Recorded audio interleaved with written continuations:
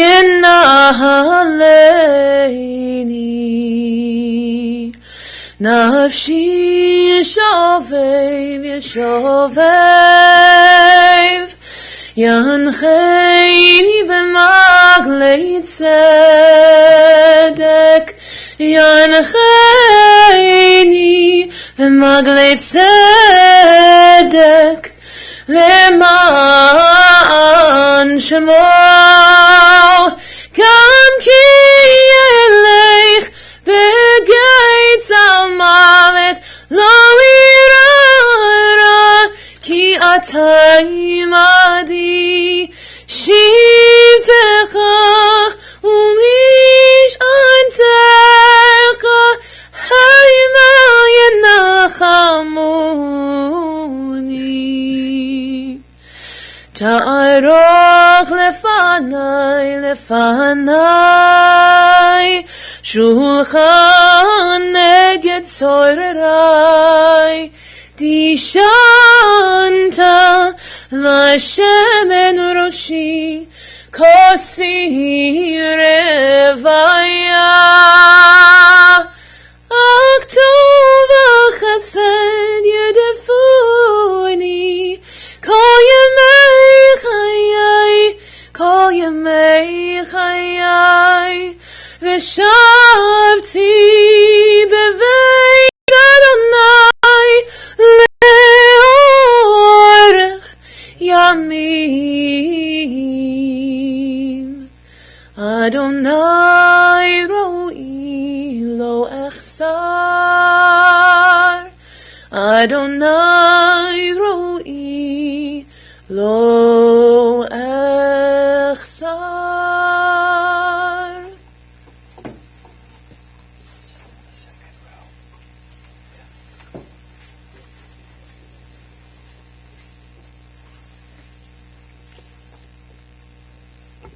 A Psalm of David. The Lord is my shepherd, I shall not want.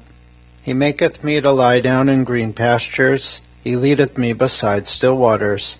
He restoreth my soul. He guideth me in straight paths for his name's sake. Yea, though I walk through the valley of the shadow of death, I fear no evil, for thou art with me.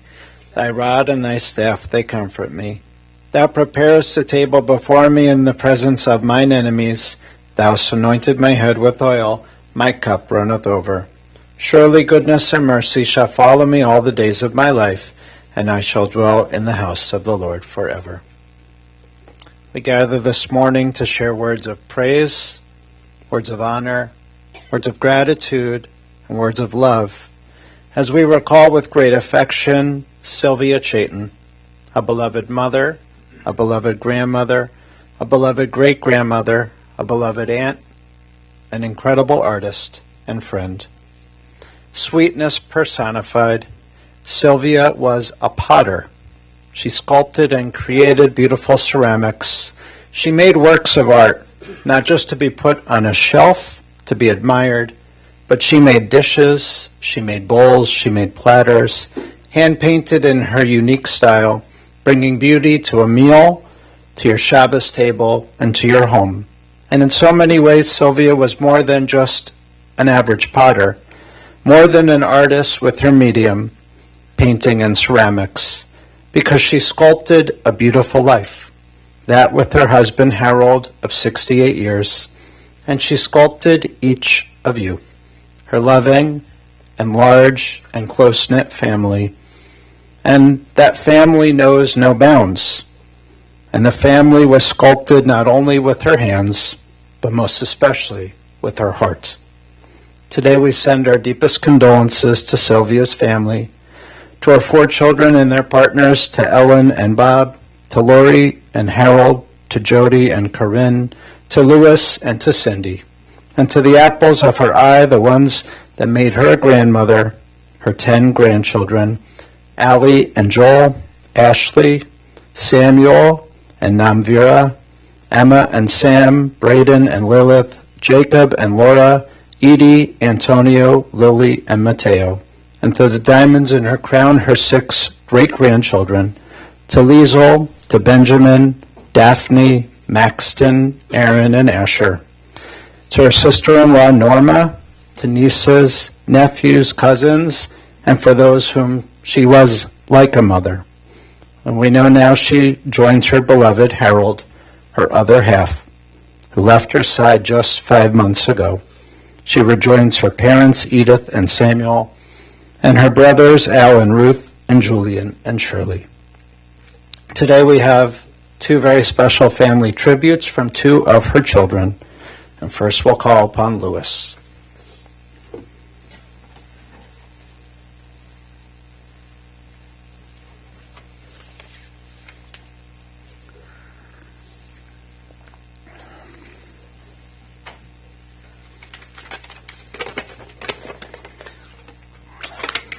Well, as noted, she had 4 children. 2 of them are going to speak. The only reason we were selected to speak is we were the most likely to actually make it through this without a very significant emotional breakdown. But I actually can't promise that's going to happen. This is rough. Because here we go again. 5 months ago, as noted, we lost our father. And now we're saying goodbye to our mother. I know my sisters and I are not the first to lose both parents in quick succession, especially parents in their 90s. But for a family as close as ours, it's still hard to grasp that this is now our reality. My mother passed away, as many have noted, appropriately enough, on the last night of Hanukkah. Hanukkah, a holiday of resilience and of light, 2 things that my mother managed to embody during these last difficult 6 years following her stroke. Before that, she was a traveler, a talented potter and a talented painter, a loving and deeply devoted parent and partner to my father, and a world-class, truly world-class grandmother and great-grandmother. She and my father shared a remarkable life together, and their souls are now reunited in peace. And several different rabbis have used that phrase over the last day, and those rabbis are of different denominations, so I know it must be true. I don't know if like to paraphrase the joke. It's 3 rabbis, 4 opinions. This is 3 rabbis, 1 opinion, so I take some comfort in that. I'm here to do something my mother would almost never do, and that is to make something about her. My mother never announced herself. She didn't push, she didn't demand, she didn't believe in making a fuss. It did not mean that she lacked opinions, but she was far more concerned about being there for others than imposing herself on others. She simply showed up. And that's how she lived, and honestly, that's also how she parented. Take, for example, the day my daughter Edie was born. Cindy and I were brand new parents.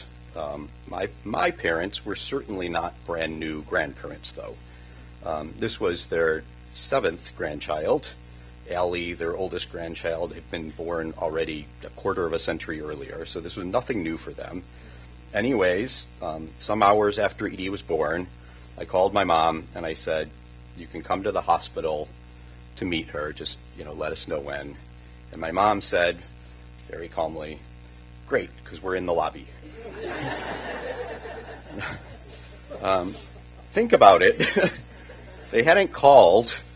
They hadn't asked to come up. They hadn't wanted to intrude. They were just sitting there quietly and patiently, probably for a lot longer than they really needed to be sitting there in the lobby, just waiting for the call. And that was my mother, for her grandchildren, for her children, for her great-grandchildren, and for, as Rabbi Hell alluded to, the many people who weren't technically family but might as well have been.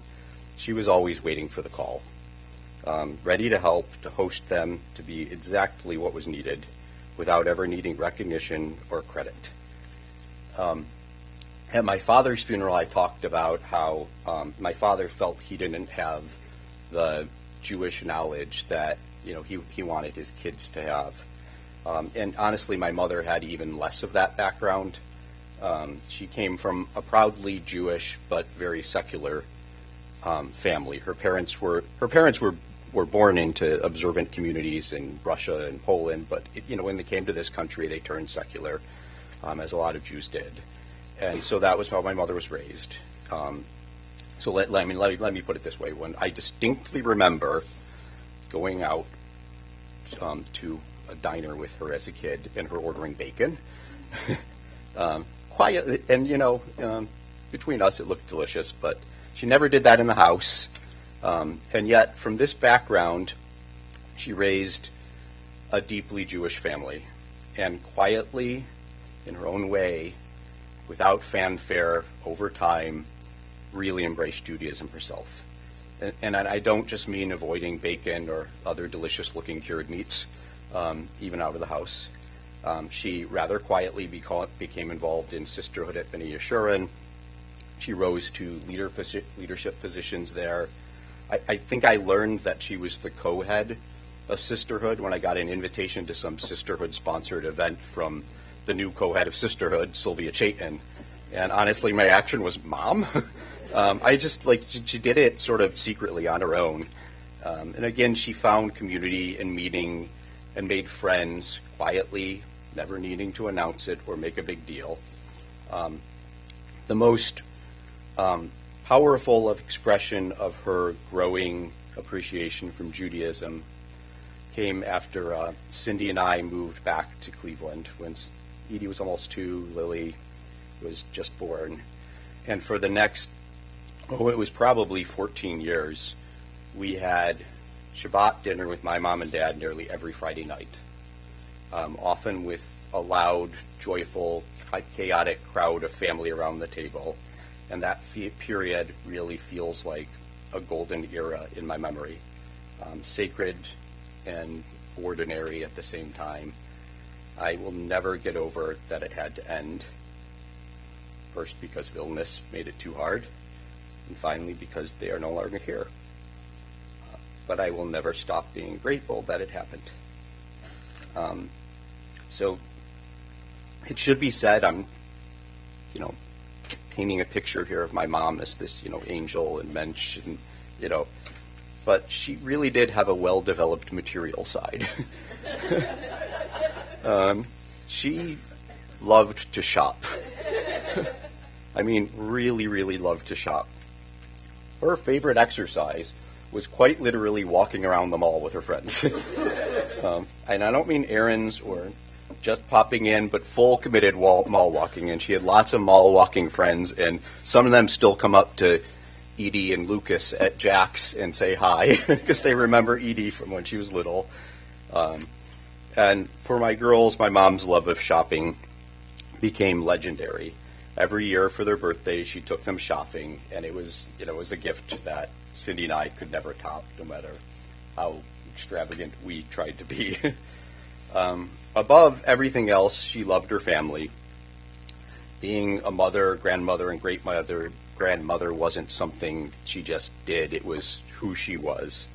I'm a lawyer, and I'm not typically at loss for words on how to describe things, but I am at a loss for words to describe just how devoted Sylvia Chaiten was to her family.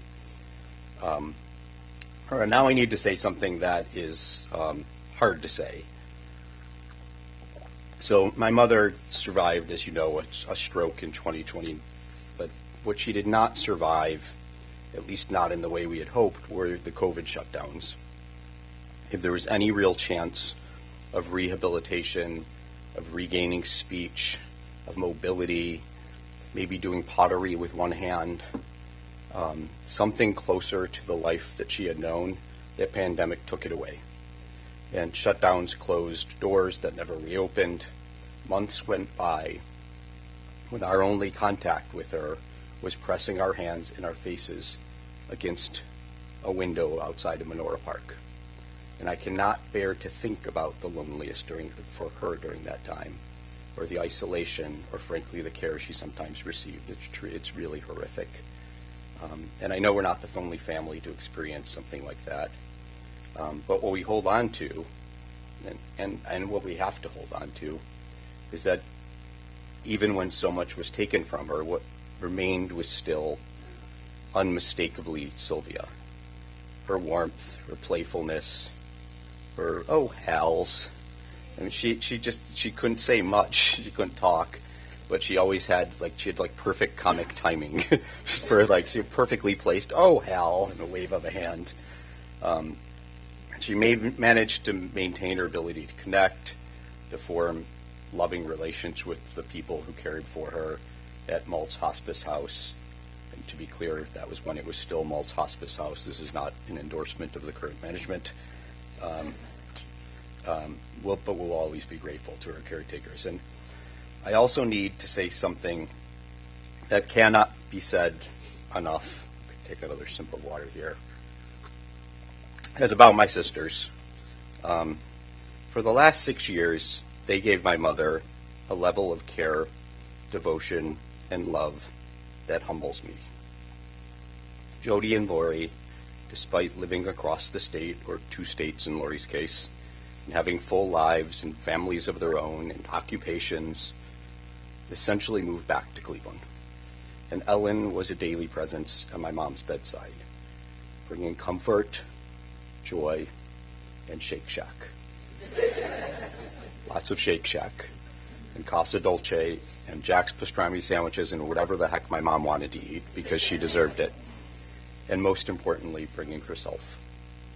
I am in awe of them, truly. My parents were married for nearly 70 years. They built a life centered on family, loyalty, humor, and love. And now when I think of her, I see her the way she so often was, quietly nearby, waiting patiently, ready to listen or help out or offer a much-needed hug. Mom, thank you for loving your family so completely.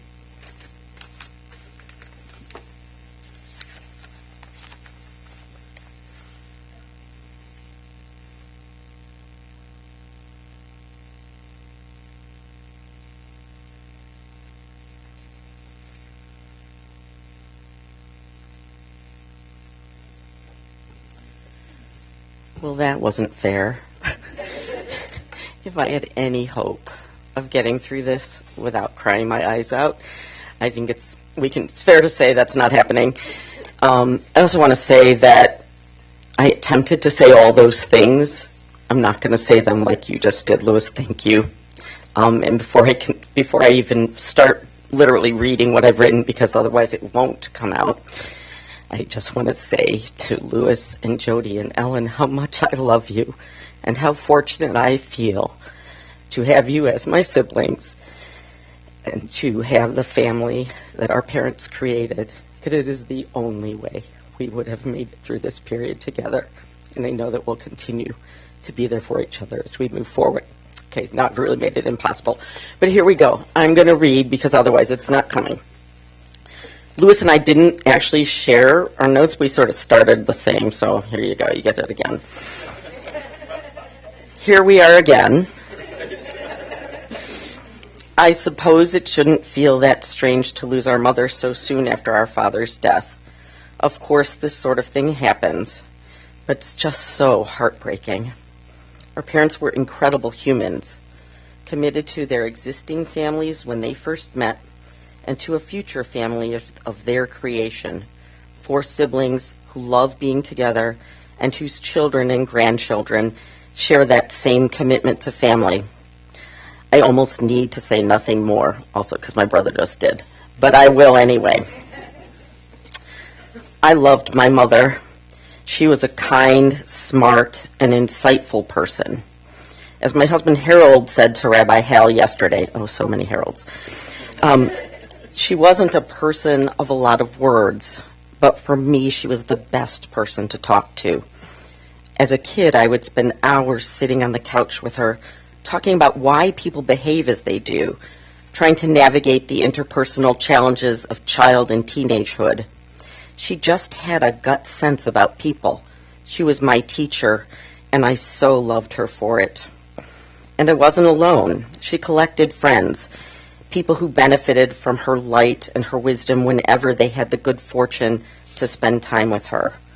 Whether it was her dear friends at the Pottery Studio, some of whom are here with us today, her mall-walking friends, those in the B'nai Sheeran sisterhood, or our childhood friends who sometimes just needed the sweetness and insight she brought to teenage troubles. She was like a second mother to our older cousins who would come to our house after school to do their homework, to sew with my mom, or just to talk to her a bit. Our mother was a devoted daughter. Our grandparents built an efficiency suite onto our house so they could live there as they aged. My grandmother was blind, and at least for the first few years they were there, my grandfather did all of their cooking and shopping. Each night, they would sit down to dinner about 10 to 15 feet away from where my parents ate. Louis, who was about 7 or 8 at the time, would check out the options and choose where he would eat that night. But as my grandparents aged, they relied increasingly on my mother to care for them. She did so through tremendously challenging times, as our grandfather suffered from dementia and our grandmother's cancer from decades before came back. Those years were not easy, but our mother never wavered in her commitment to her parents. I can only hope we learned a lesson from her, and that we were able to give our parents a modicum of the love and support she gave to hers. Our mom didn't want to get old. At 65, having watched my parents age and die, I'm starting to understand those feelings a bit more. But in all seriousness, our mother was having none of it. She was vibrant and active and committed to living a young and purposeful life, literally until the day of her stroke. She babysat for all of her grandchildren and great-grandchildren well into her 80s. She was climbing down on the ground and racing around with them. It was quite something. As Louis just described, she loved to shop.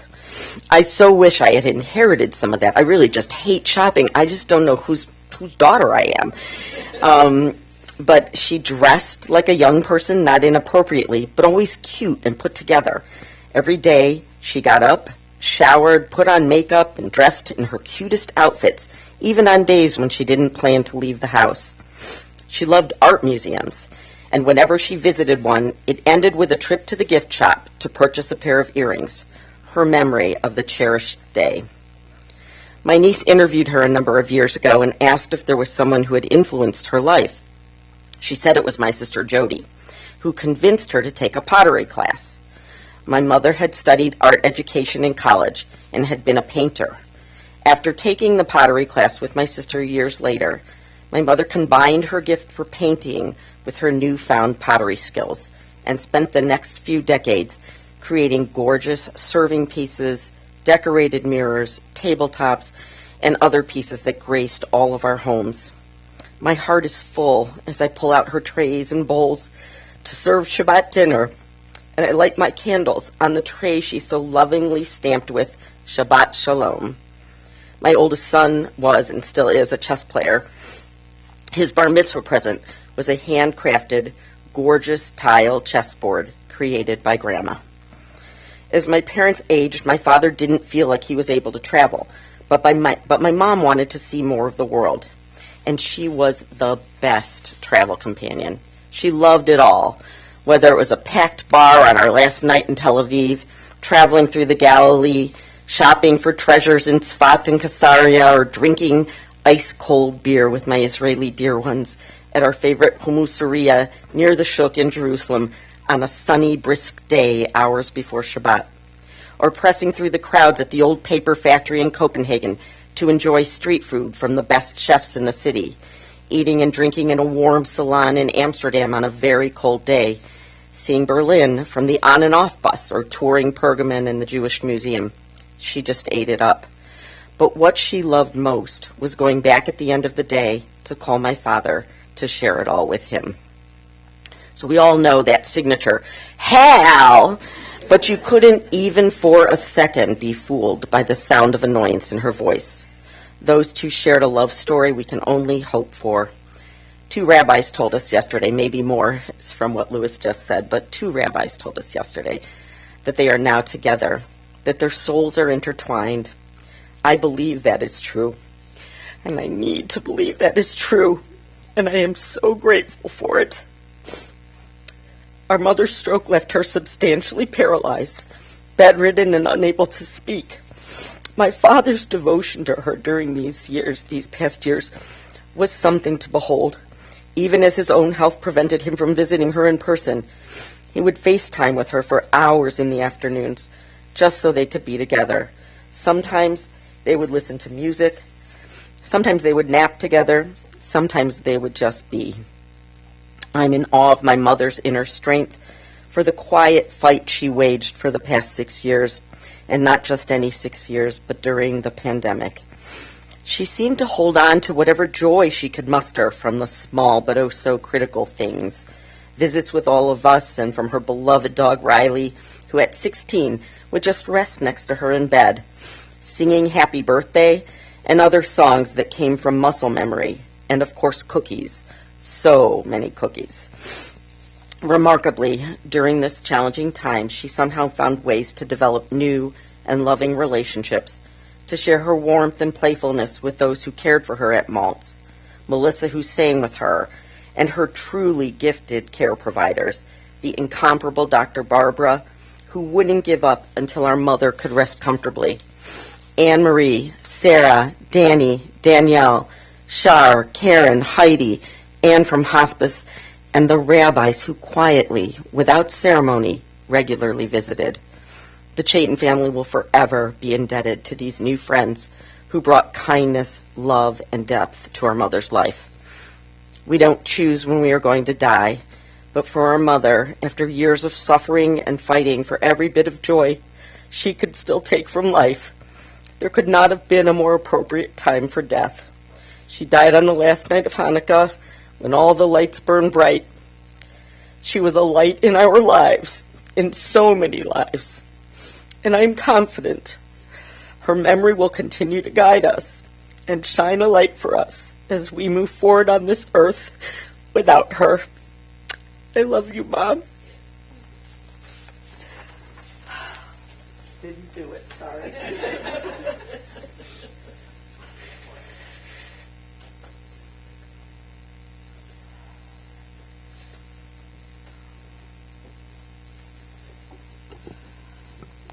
And now we have a special tribute. Grandson Braden will play in memory of his grandmother.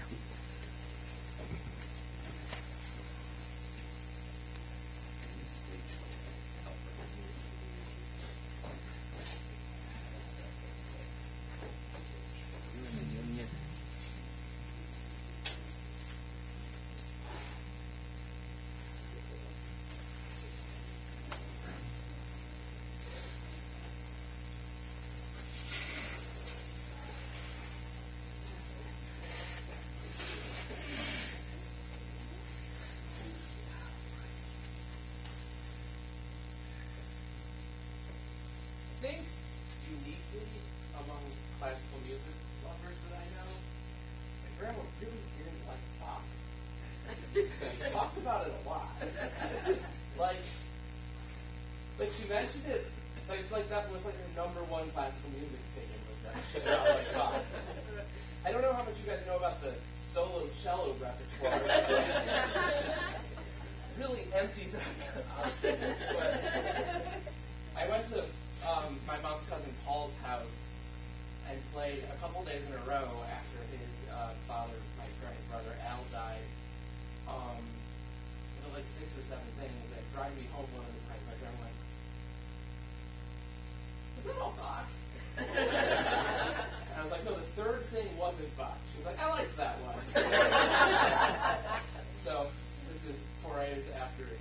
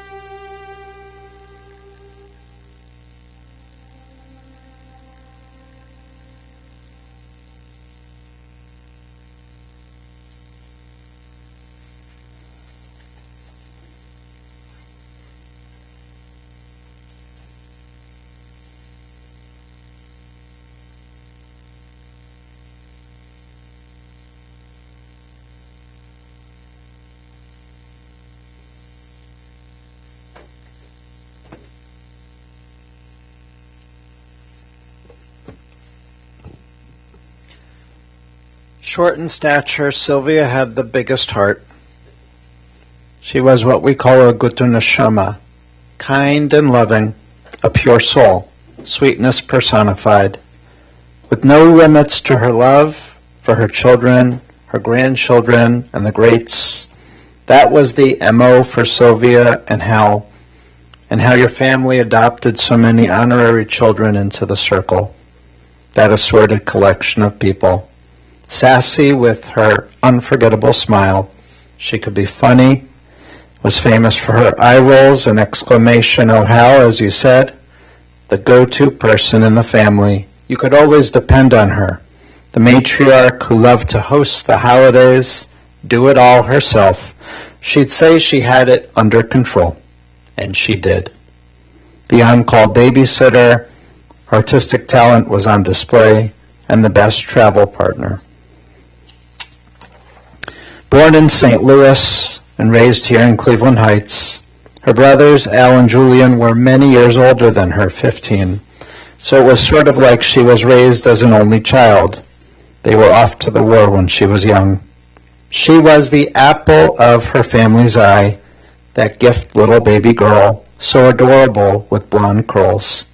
As a teenager, Sylvia graduated from Heights High, playing her flute and piccolo in the marching band, and deciding whether to pursue a college degree in music or art education.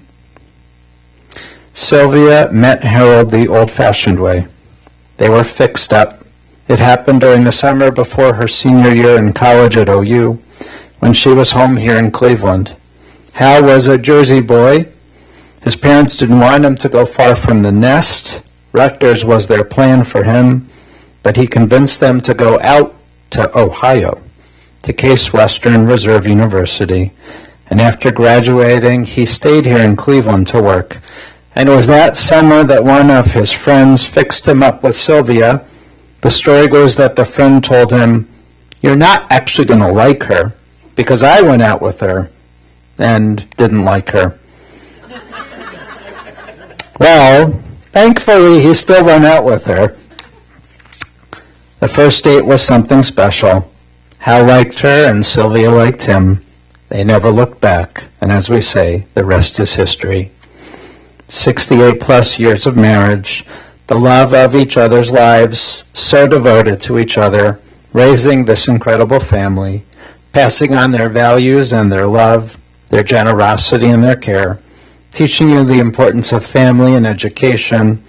Together, they love to go out to eat with friends, go out to Chardon, take their cruises, always coming back with new best friends, visiting family, and when you were younger, taking you out camping. Sylvia and Harold made music together. It's not a metaphor. At home, your mom would take out her flute, your dad his accordion, and they would make music together. The kids would dance around the room, holding your dogs with their paws so they were up on their hind legs and howling. All the neighbors' kids would peer into the window to watch this beautiful family, so filled with joy together. When you arrived, Sylvia stopped teaching and devoted herself to raising this family as the best mother, extremely supportive, quiet, but a great listener who shared wonderful advice and guidance. She made dinner every night. The best was when it was your birthday and you got to pick the dinner that she made, usually ending with her homemade ice cream cake with the Cool Whip frosting. You shared stories of how Mom had to be frugal in your younger days making ends meet, how she'd spend hours going through the ads and coupons determining which grocery store and shop had the best prices, and then go out with Aunt Ruth. They'd drive around getting the best deals. But she wasn't the greatest driver. They shared one car with Harold, that brown station wagon, Mom always with her hands at the 10 and 2 position, looking straight ahead.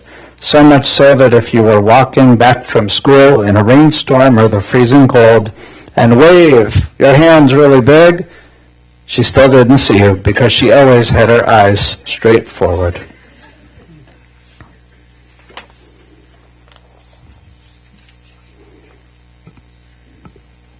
Pottery was part of her life, as you said. She loved going to the Worcester Pottery Retreat with her friends, coming back with a pottery mug for herself and a bourbon cup for Hal.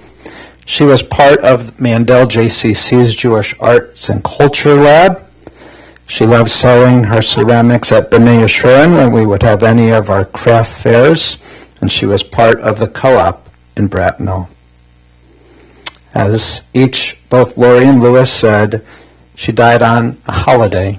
The rabbis say that if someone passes away on a day of joy, it's a special person, because to break that joy for a moment with this sadness means that this was a tzedakah, a righteous, kind, and wonderful woman. As you said, when the menorah was lit the brightest, filled with all the candles, she passed, she left this world. The word Hanukkah means dedication. That's who she was, and that's what this family embodies, that value of dedication taught to you by your parents, that unending dedication that your dad had for Mom, which was so clear to all of us. And for each and every one of you, the dignity, the care, the dedication, and love that you showed your mom was remarkable. Learning from how she took care of others. You made sure that she was still the matriarch, your mom, incredibly taken care of. You should be comforted to know that she's now at peace by your father's side. Sylvia's greatest work of art is you, all of you, the family that she molded, crafted, sculpted. May her name only bring blessings, and we say, Amen. We're going to rise now as our cantor leads us in the memorial prayer.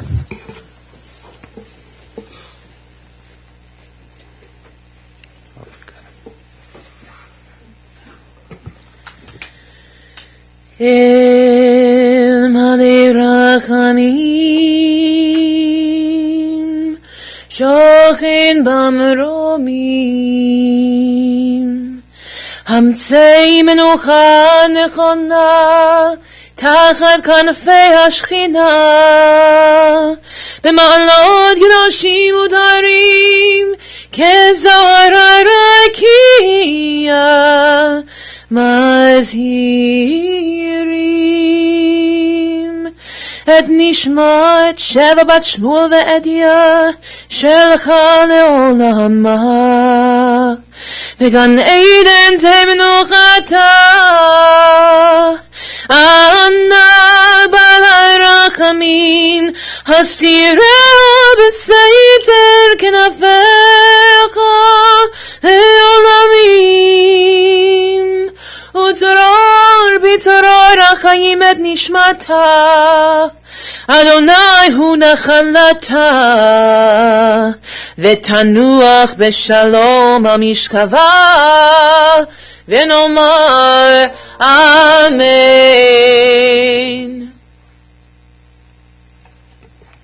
Today we honor and say goodbye to our Eshet Chayil, our woman of valor, and we pray, exalted, compassionate God, grant infinite rest in your sheltering presence among the holy and pure, to the soul of our beloved Sylvia Chaiten, who has gone to her eternal home. We ask that she finds perfect peace in your eternal embrace. May her soul be bound up in the bond of life. May she be at peace. And we say, Amen. We can be seated. Just instructions for the rest of our day.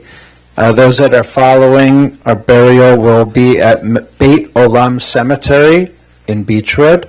And then the family will be returning to the home of Lewis and Cindy Chaiten on 17551 Shaker Boulevard, 17551. And the family will be sitting today following burial until 5, and we'll have a minyan this afternoon at 4 p.m.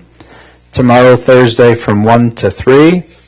Friday, 9:30 in the morning to 11:30, with a service right at the beginning at 9:30. Then resuming Sunday, 9 to noon, with a 9 a.m. service. Monday, 3 to 5:30, with a minyan at 4. And concluding Tuesday morning with a morning minyan at 9 a.m. Please take a look at the notice for all that information. And we hope that you'll take an opportunity just to be with the family, and if you're able to help, make sure that there are enough people for our service. Those that would like to contribute in Sylvia's memory can do so to Friendship Circle or to our congregation, B'nai Yeshurun Congregation, and the Chaiten Family Fund for Jewish Arts. May she rest in peace. May her name live on with love. Those of you serving as fathers, please come forward. Members of the family, identify your coats.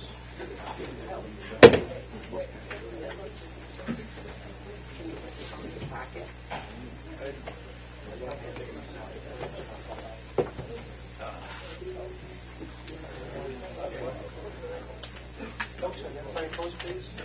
We have a couple more. We have three.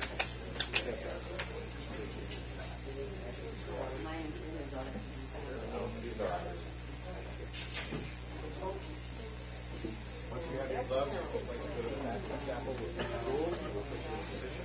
Fathers.